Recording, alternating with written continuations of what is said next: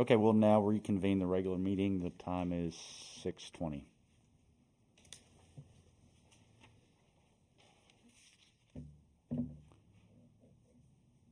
So now open discussion for, Right. So,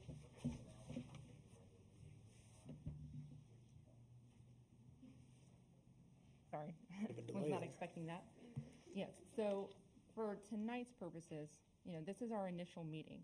And so if there are things that you all want to amend or that you think need to be further adjusted before we even have a public hearing to consider the ordinance, you can certainly raise those questions, raise those concerns, and then, we can take this back to the drawing board and make sure that those items are addressed before we have a public hearing.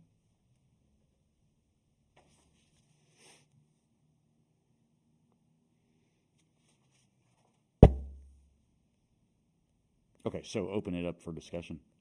Yes. Oh, I'm sorry. Yes. So right. So I leapt ahead of myself. My apologies. So now that we are back into open session, if you'll please go to the first discussion and act item, and then read the agenda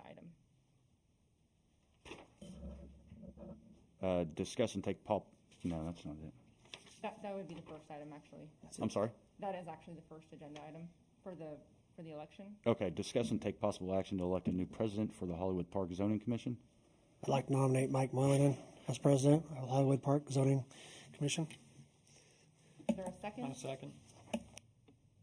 Mr. Moynihan, do you accept the nomination? Andy gives me no choice. I do.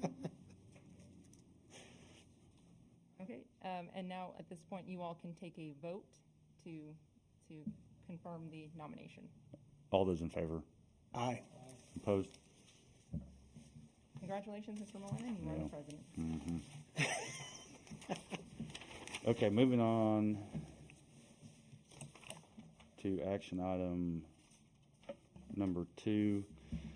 Consider and discuss recommendations regarding a proposed ordinance amending the definitions of accessory building or use in section 78-1 of chapter 78 zoning in order to allow for plumbing and bathroom facilities and prohibit rental use of accessory buildings, and removing the term servant and servants' quarters from all definitions in section 78-1.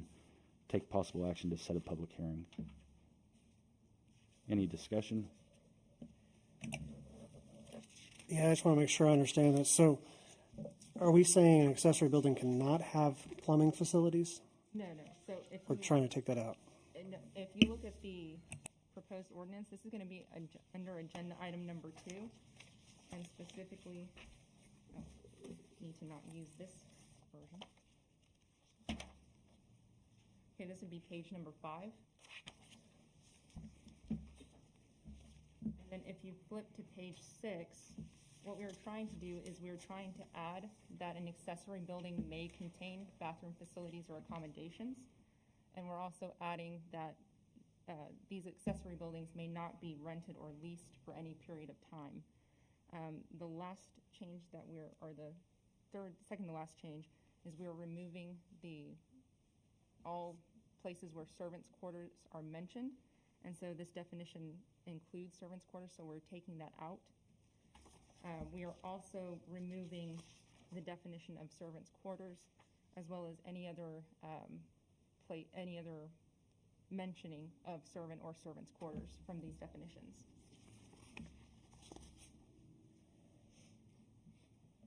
So the existing code is as written, and then what's...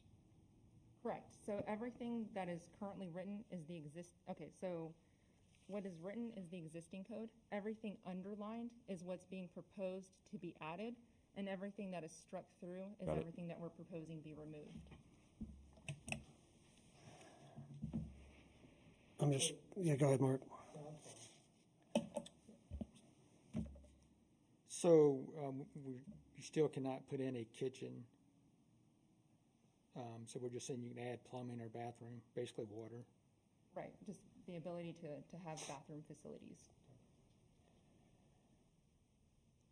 So I've got a little bit of a challenge to it, Mark, and I was in that same spot with you, is that I'd like them to be able to have a kitchen facility as well as above that, the 600 square feet, I'm kind of questioning because of the various different types of lots that we have in Hollywood Park. There's some people that I would think that I feel like that should be proportional to the lot size and not necessarily a set 600 square feet.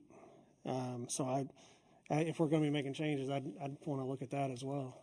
So I know one of the main reasons why this change was being proposed, in light of the COVID-19 situation, we have some residents who are now working from home, and several who have opted to use their accessory building as sort of a separate office space, and would appreciate the convenience of being able to just at least have a bathroom facility, not so much to be able to eat and cook food, but more just, hey, instead of having to go to my house, I'd rather just be able to use the bathroom that's there in my office.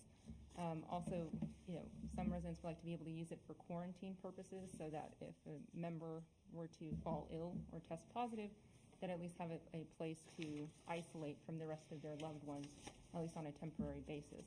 And so that's why the idea is to at least allow for bathroom facilities, but still wanting to make sure that it's not transformed into something beyond that.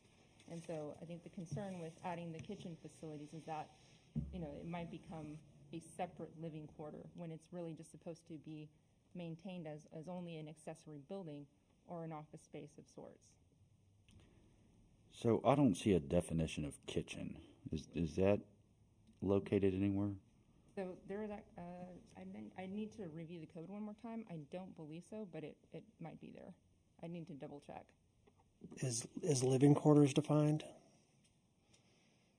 Because the way you just made it sound, people are going to be living there temporarily if they have COVID concerns. But we have it in here specifically saying it cannot be living quarters. So I was wondering what that definition is as well. I personally, I don't know about anybody else, but I don't care if anybody wants to live in it or not. I think they should be able to. Does it allow for electricity? I believe so, yes. Okay, so electricity would allow for a window unit? For a window unit? Mhm. I believe so, yes. Yeah, I Then- think HVAC. And a heater. So, Yep. but you're saying it can't be used as a living quarters? Well, That's I- what the current code says. the idea is that it would only be temporarily used, like I said, as more of an office space.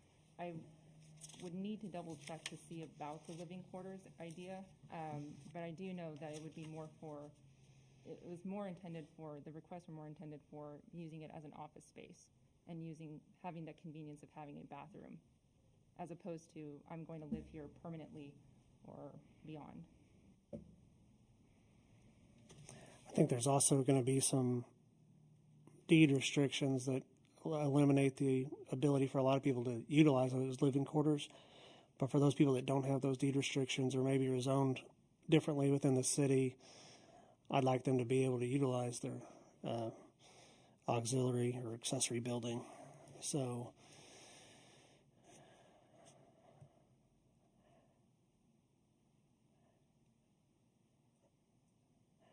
I want to make a motion that we send to its public hearing that we'd have next, or would it go to city council to decide if we're going to have a public hearing? So you would first have a public hearing amongst yourselves, amongst the P&Z.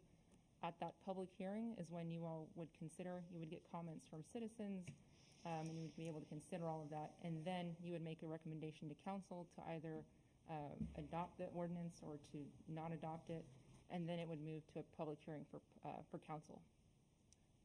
So I think what I'm going to go ahead and make a motion that we put to public hearing the ordinance as drafted on page 5.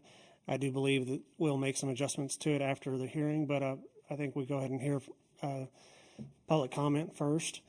I'm going to call it page 5 on the agenda. Would you like me to read out the heading of that for the Yes, motion? If you could please, yeah. So an ordinance to amend the definition of accessory building or use in section 78-1 of Chapter 78 zoning of the Code of Ordinances in order to allow for plumbing and bathroom facilities and prohibit rental use of accessory buildings, and to remove the terms servant and servants' quarters from all definitions in Section 78-1. And then, is there a second? Second. Okay, and then, All those in favor? Aye. I'm sorry, make sure, I didn't quite hear you, Mr. Cotton. Okay, thank you. All right, moving on to action item number 3. Consider and discuss recommendations regarding a proposed ordinance amending sections 78-135, 78-159, and 78-230 of Chapter 78 zoning in order to promote the use of building materials that are fire resistant or that are less prone to exacerbating the spread of fires. Take possible action to set a public hearing. We can open it up for discussion.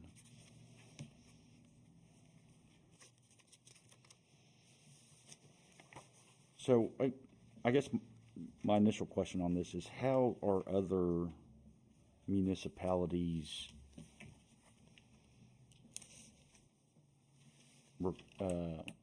how do they require certain building materials? To be honest, I'm not quite sure. I've not, of the cities that I'm currently working with, at this point, none of those cities have yet to propose an ordinance that is similar in nature to this. So I wouldn't be able to answer. Yeah, I think our last discussion was cities don't really have overall construction material ordinances, but what you have is a lot of subdivisions, and Hollywood Park is a city in itself with no subdivisions and restrictions. So we essentially have been acting as a subdivision the way that we've had our ordinances set. So now we have to adjust those ordinances. Right, so a lot of the time, I agree, a lot of the time, most cities will not regulate because you'll have HOAs or other types of restrictions that will implement their own type, their own materials restrictions. And so, like I said, for the cities that I'm currently working with, unfortunately, we don't currently have anything pending that's similar to this. My understanding is Dallas did this in the 60s after the big fire, and they started requiring 3 sides masonry long time ago. So, and my understanding is that it was in the building, like there was a building inspection that you had to have 3 sides masonry. I don't think it was a HOA or subdivision clause. Okay. That's in a lot of the larger cities. I had a question. It's on page 13, and I think it's 78-135, paragraph C. I read this to mean the fire marshal can decide what type of material homeowners have to use, and only the fire marshal at his discretion.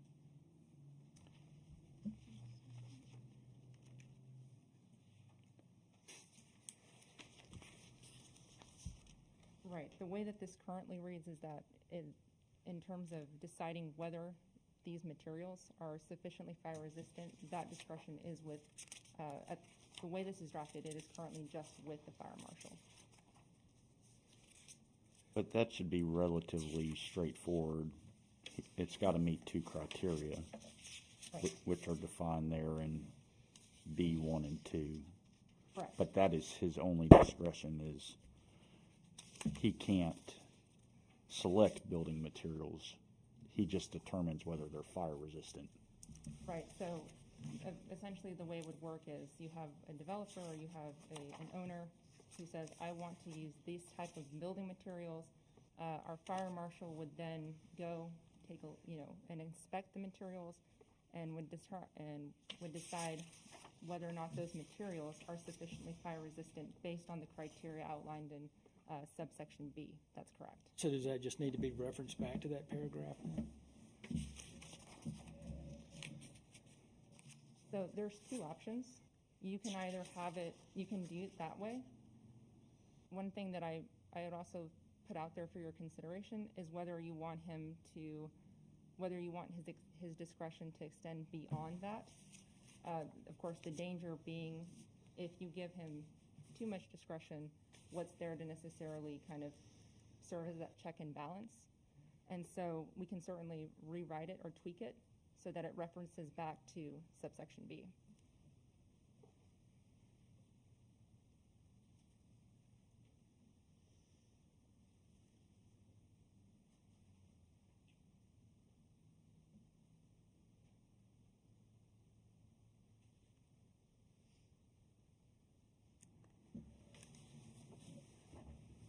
And So tell me, on page 10, I don't know if I'm, so we've got several ordinances that are gonna have to be, sections that are gonna have to be amended to accomplish this one goal. This section, So I apologize, Andy, or Mr. Raymond, for interrupting. Just to be clear, that particular ordinance is actually going to go up to council. The reason I wanted to at least include it was so that you could see the reason why I'm proposing some changes be made to the initial version of the zoning code ordinance is simply because we want everything to be consistent. got it. Yeah. So Thank you. the fire code, that's council's purview, but zoning code remains within y'all's purview.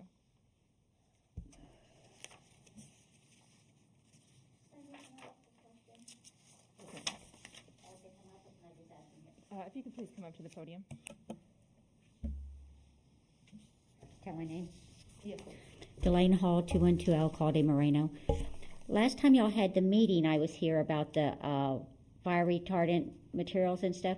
How long ago was that? Because it was mentioned the Senate was saying they were going to come back into session and dismiss this, and they never did, or we haven't gone long enough. I can't keep up with time with COVID. and I think that was the issue, is that since too much time has elapsed, we've had to bring it back. That's correct. So they never did go back and redo it. Okay. I think she means the legislature. The The legislature legislature, I hasn't called it met. the wrong thing. okay. I'm not good with government. The They- But legislature. they're, They haven't met since then, have but they? they're about to meet, so. They're going to meet starting in if there's January, any- right? So that is a good point. We could, the purpose of bringing this before you all today was mostly to get some feedback, because I know that the last time when we waited to get the feedback at the public hearing, I think it was a little bit rushed. So I wanted to take a little bit more time to make sure that we had a document that all of it, or that you all had seen and considered. And if we needed to have another opportunity to discuss and make additional tweaks, we could, and I could bring that back to you all. But of course, if there's the potential that the legislature might be meeting and might amend the current building materials law that they have, or statute that they have on the books, then you might want to consider to see what happens and whether the legislature changes the laws in any way that might then affect this particular ordinance. I wanted to address it, Delane, just directly, and everybody publicly. What's going on is that we did have the public hearing on the new ordinance. We set it up to city council. They didn't rule on it because they were unable to in the right amount of time, which I know I just repeated what she said. But on top of that, we've tweaked it since then to make the fire marshal the determining party instead of the building inspector. So we've had the benefit of time in order to talk to city officials and find out what's the best way to actually implement this, because it is the fire code that's being addressed. So that's the one change that we've made since then that I think's the most substantive that the public needs to know about.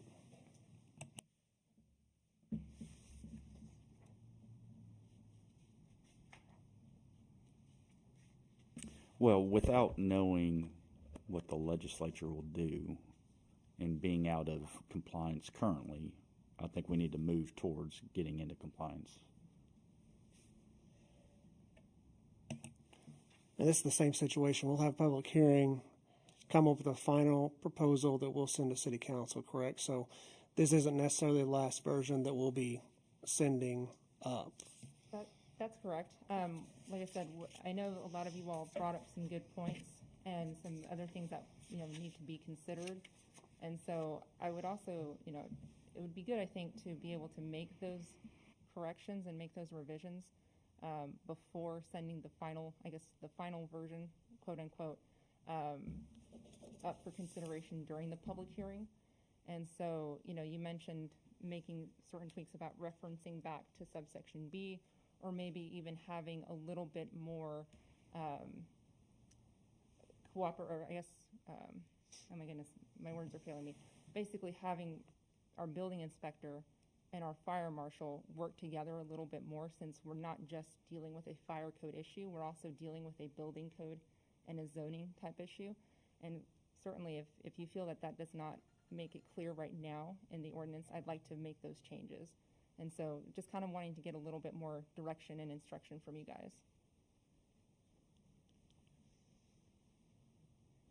My only question was whether or not it can be changed to reference like the actual building code standard that's being used, or the fire marshal's safety rating standard. Was it NH? So for example, like the International Fire Code, that sort of. Right, because then otherwise every time there's a change, this is going to have to be updated. But I don't know if putting that exact verbiage that, referring to whatever So a fire codes, that would like flag, leave us open for liability. So a couple of things to consider whenever we want to make direct references to things like the fire code, or I'm sorry, the international codes. So the International Code Council, of course, they do their updates, and I believe their updates are done every 2 years or so. Sometimes the updates are pretty massive, right? There's a lot going on, and sometimes they're minor.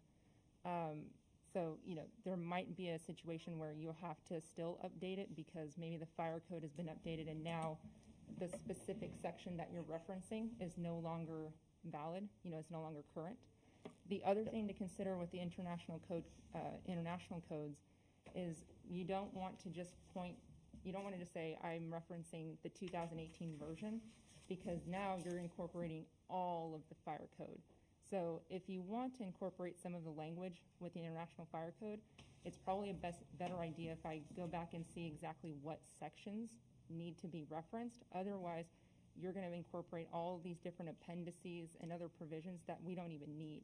And so that's the only danger. But if that's something that you guys would like for us to do, please let me know, and I can at least take a look and see what sections would best fit this ordinance.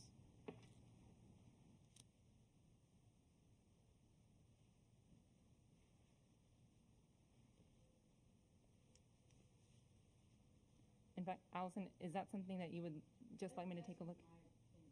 Okay.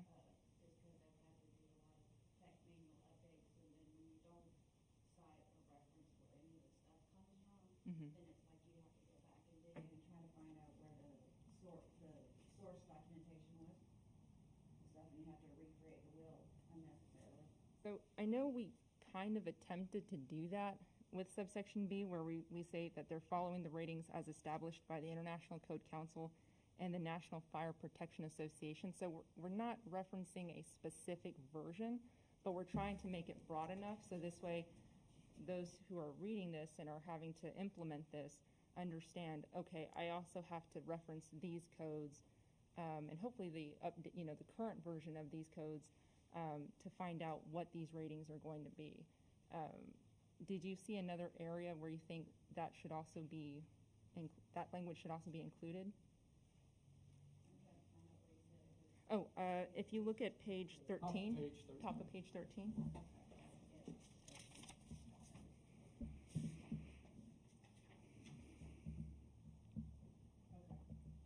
Yeah, I mean, your point is very valid. It would be whatever version of that code the city has adopted would need to be referenced.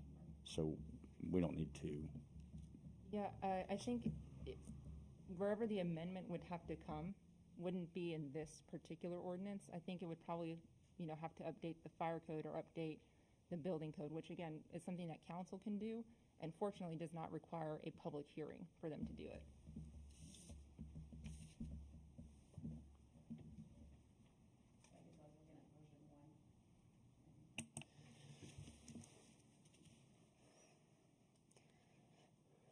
Mark, I'm not as excited about this one So if you want to make a motion to do something, I'll leave it to you. Well, before I do that, I just have a question. So in the previous agenda item, I understood we wanted to not make changes right now because we know after the public hearing, we'll probably put all the changes together.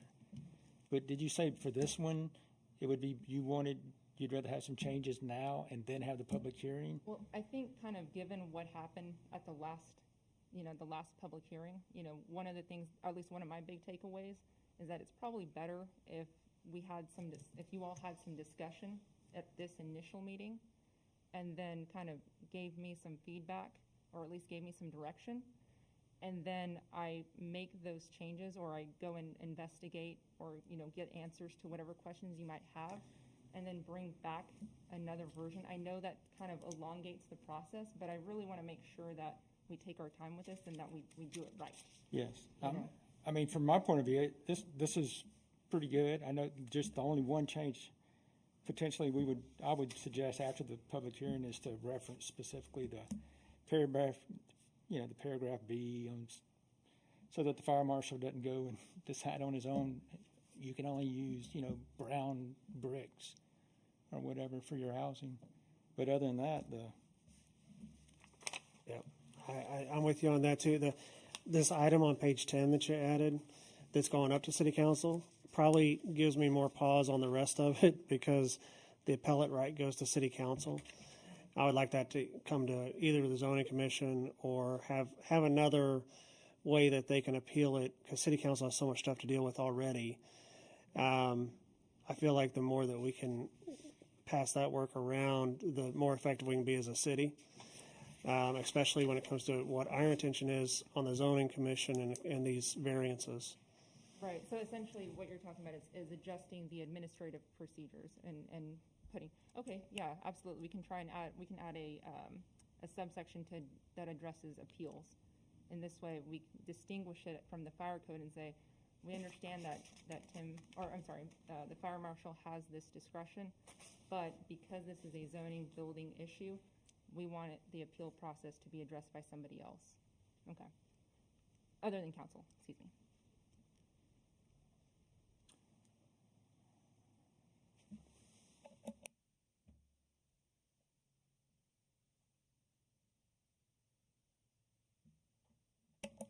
so do we want to make those changes now before it goes to public hearing, or is it sufficient? I 6 of one, half dozen the other. I don't think it matters. I think she just wants the feedback to kind of give a final resolution. Am I correct on that? Yeah, Or do you want us to physically tell you what we want to change right now? Well, I wanted to at least get some initial feedback from you guys, from you all, just to, I can make some changes up front. This way, whatever ordinance is presented to you all at the public hearing, and ultimately the ordinance that's going to be presented to the citizens, because they're going to get a chance to take a look, is as close-ish to the final product that we're going to get it. And I at least want to be able to address some of these more of the minor things up front, rather than, okay, we've got all these changes that we need to make at the public hearing. Because I think that's kind of what happened the last time. Yeah. And so again, I really want to avoid that and just try and get it as close to finalized as possible. Okay, and I think we've offered that feedback now, right? So is there a motion to that? Well, one other issue I want to make sure we're all good on. I feel like the building inspector is the person that's going to look at the totality of a construction project. So that's, what type of fence material is being used. Are they building a pool, not building a pool? Are there auxiliary or accessory buildings being created and built? If the fire marshal is really just looking at one element of a construction project, do we want to give the building inspector more control over this process because they're looking at the whole of the project? They're more of a project manager, so to speak, than the fire marshal. Or we may get in a position where the fire marshal says, yeah, that's fine, but then when you take the whole project into consideration, it doesn't end up being what we need and doesn't accomplish our fire abatement idea that we're trying to accomplish. So I And, think that's in place. If the building inspector is responsible for verification of whatever codes are in place. I see what Mr. Moon is saying. It sounds like you're saying, Mr. Moon, that it could be at least a little clearer. It could be clearer in our ordinance, correct? That it's not just one person. It's kind of this partnership. It's two individuals working together and trying at least make that clear. That yes, the fire marshal, he's got the fire expertise and he's going to be looking and inspecting these materials to make sure that they are compliant, but also working in conjunction with our building inspector to make sure that, this is, so there's an understanding that this is just one piece of the entire puzzle. Is that what I'm understanding correct? Mm-hmm.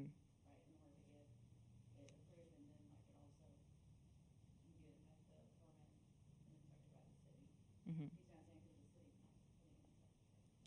Would it be, if we added something in the ordinance that said, that the building inspector, still retains authority over the entire project, this is something to the effect of this is just a small part of the entire project. I know the wording is bad right now, but I'm just trying to kind of get us close to where we want to be. Something like that. Mike, are you saying, so just real quick on page 17, for instance, we're looking at District A, the materials have to comply with the city's fire code, which means the way we're proposing it, that means the fire marshal says, yes, it's good.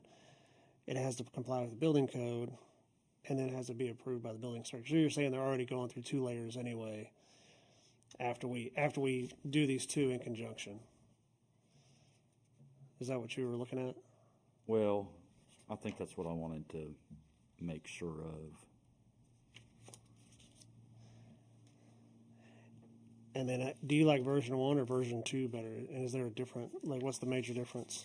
The major, Or is- so with version 1, What was the one we did last time? that definition is probably the main, well, there's two main differences. Number one is that definition of fire-resistant materials. And number two, it's who has the discretion to decide whether these materials are sufficiently fire-resistant. Fire marshal versus building inspector.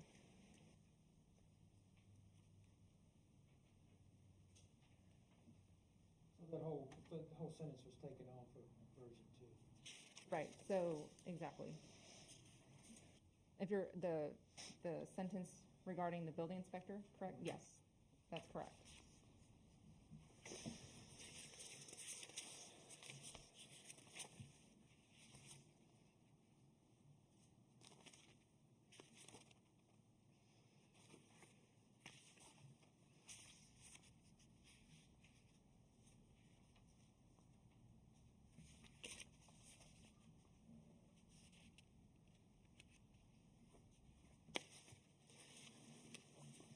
I think the more I study them, I think the more comfortable I am with this particular language. So I'm ready to make a motion unless anybody's got anything else they want to consider. I think it looks good after review. So I'll go ahead and make a motion that we put for a public hearing on what's titled version 2, page 12, an ordinance adding fire-resistant standards by amending section 78-135, 78-159, and section 78-230 to chapter 78 of the Code of Ordinances in order to promote the use of building materials that are fire-resistant. Is there a second? Second. Those in favor? Aye. Aye. And it looks like, so the second one's going to be Article 1 adjustment as well, right? So I got Article 3 and I got Article 1. Okay, so for version 2, it should just be Article Right. 3, because we're we're putting the definition into the actual, we're not, I guess, having a separate definition that would go under Article 1, which is the, Right. I'm sorry, just for clarification for everyone. Article 1, Section 78-1, that's the definitions portion of Chapter 78. So instead of creating a separate definition for fire-resistant materials, we're just sticking it into the actual code itself. Or, I'm Okay. sorry, into the actual district portion itself. I like it. All right, I move that we adjourn the meeting. For a second. Is there a second? Oh, I thought we already did that. Second. Second. All right, And then announce the time. meeting adjourned. Time is 6:55.